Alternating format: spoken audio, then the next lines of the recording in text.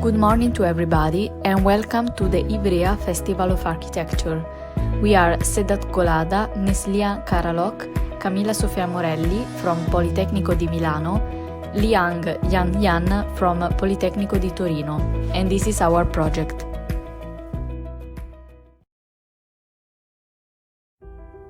Our title is an urban sewing in the buffer zone. Our main keywords are public space, aggregation, connection, accessibility, and cultural landscape. And so this is our index. So starting from the guidelines. By studying the buffer zone area, we realized that Ivrea presents a lack of common spaces for the population, despite the fact that there are many residents in this area. So having common spaces that gather the population is very important to give a greater identity to the place. So we started thinking about the guidelines that could guide us in the design. In fact, what we try to do is to combine the part built with nature, so the man-made with the nature, that is actually very present in this space. So to design the public space, we try to understand what the needs of the population are, and based on the function already present in the place. So this one is a schema that tries to summary all the activity that could be in a public space.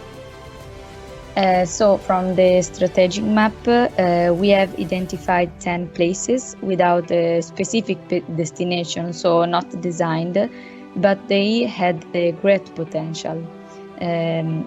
So they are 4 in the UNESCO site, 4 in Canton Vesco, Canton Vignan and La Sacca, and 2 in Bella Vista. So we studied this place to understand what could be open up, so what could be designed for the population. So we started with UNESCO site, so we realized the characteristic of this place. So we started from the characteristics, so high differences of the ground, lack of gathering spaces, and mixed function that are not really connected. Indeed, what we have done, I forgot this, we tried to connect all of these spaces. So after we individuate them, we tried to design a bicycle and pedestrian path according to the existing one.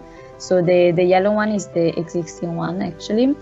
The red one is the new one, and the main one that connect the buffer zone to the historical part. And the smaller one in orange is a secondary path that connect better all of these places. So we started with this area. I already told the characteristic of the district that were useful to understand how could all of these places be designed. And we individuate the main function, the main buildings that were in this area to understand what the population needs. So the characteristic of the space that we are going to design should be to try to connect the private and the public, to keep a regularity in the design that don't unsettle the cultural landscape that is very important, especially in the UNESCO zone, and to design a multifunctional space, because it's very important in this area, because there are not only residents but even tourists. So for the first squares, because we designed one for each district, for this one we thought we had to use a regularity. So we used a modular from the tent theory. Is a book from a Japanese author, And so it's based on a module of 20 meter per 20 meter. That is based that 20 meter is as far as as the eye of a person can look.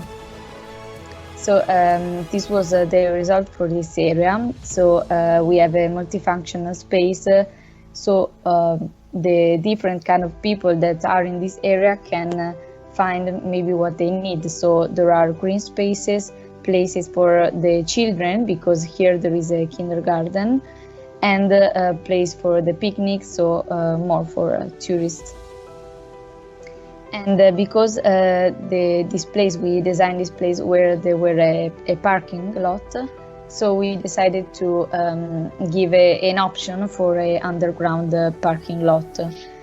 So this would be it, under the square. So the second district is the union of Canton Vesco, Canton Vignan, and La Sacca. So the characteristics that we individuate are that Via Torino looks like a borderline for all of this district, the height differences of the ground, and a lack of public spaces for the community. And so we decided to design this area. So the characteristic of this space should be designed with height differences, like the area, designed according to the contour lines of the location, and with a function that can gather the community. Indeed, in this area we have 2 schools and actually a gym, the cinema, archive, and residential building. So we decide with the concept of the ripple effect to have the course like the contour lines of the location. So we decide to give circular open space that have inside more sport activity. So that could be good for the schools, so the people and the people that live there. So especially for young. So this is the final result during the day and during the night. So maybe during the day it could be used for the sport activities, and during the night more to like a gathering space. So the last one is the public space in Bella Vista. So about this district, we realized that this is a small residential community. There are a few big green spaces not really designed, and a lack of a center for the community. So we decided to design this place because it should be actually the center of the city, but it's not designed as it. So the characteristic of this space should be to have a big and open square, to have a distinct character that signals its centrality, and to have function for the school and the shops, because there is a school and the other spaces are for shops. So we decided to have a gathering space that could be good for a market too, and a sports space for the school. Indeed, the final result is a square that can have a market during the day and during some days of the week, and where there is no market and during the night, it could be a gathering space where people can sit and talk, but even play basketball.